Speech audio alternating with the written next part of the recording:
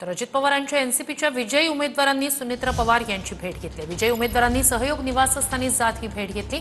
यावेळी पार्थ पवारही उपस्थित होते।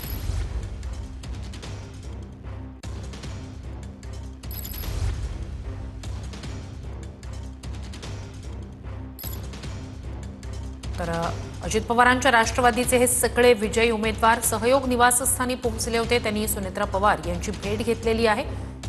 पार्थ पवार सुद्धा यावेळी उपस्थित होते। अजित पवार यांच्या निधनानंतरची ही जिल्हा परिषद पंचायत समितीची निवडणूक आणि यात विजयी उमेदवार जे होते त्यांनी सुनेत्रा पवार यांची सहयोग निवासस्थानी भेट घेतली। ही दृश्य आपण पाहतोय। सगळ्याच विजयी उमेदवारांनी हा विजय अजित पवार यांना समर्पित केला। पार्थ पवार सुद्धा यावेळी उपस्थित होते। काही विजयी उमेदवारांनी तर निकाल लागल्यानंतर त्यांना अजित पवारांची आठवण झाली तशा काही प्रतिक्रिया सुद्धा आपण मगाशी पाहिलेल्या होत्या। विजयी उमेदवार सहयोग निवासस्थानी पोहोचलेले होते आणि पार्थ पवार यावेळेला उपस्थित होते। या सगळ्याच विजयी उमेदवारांनी सुनेत्रा पवार यांची भेट घेतली। जिल्हा परिषद आणि पंचायत समितीच्या निवडणुकीचा निकाल लागल्यानंतर अजित पवारांच्या राष्ट्रवादीचे हे सगळे विजयी उमेदवार सुनेत्रा पवार यांची भेट घेण्यासाठी सहयोग निवासस्थानी पोहोचल्याचं आपण पाहतोय।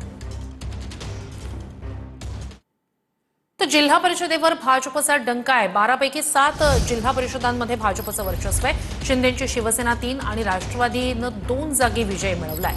तर काँग्रेस, पवारांची राष्ट्रवादी आणि ठाकरेंच्या शिवसेनेला खातंही उघडता आलं नाहीये। विरोधकांचे बालेकिल्ले ढासळलेत। तर जिल्हा परिषद आणि पंचायत समितीच्या निवडणुकीचा निकाल लागलेला आहे। जिल्हा परिषदेवर भाजपचा डंका पाहायला मिळालाय। 7 जिल्हा परिषदांमध्ये भाजपचं वर्चस्व आहे।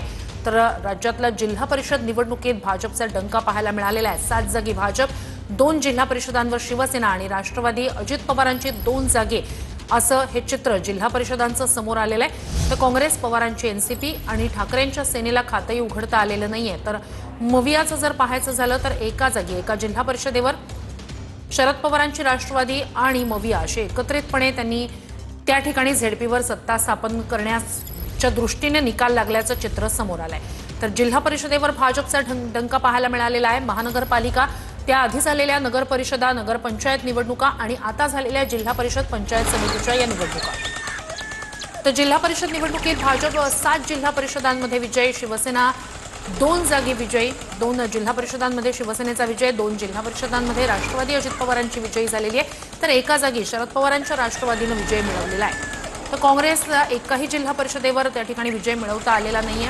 तर एकही जिल्हा परिषद ठाकरेंच्या शिवसेनेला सुद्धा जिंकता आली नाहीये। तर जिल्हा परिषद निवडणुकीचं हे चित्र आपण पाहिलं। 7 झेडपीमध्ये भाजपचं वर्चस्व।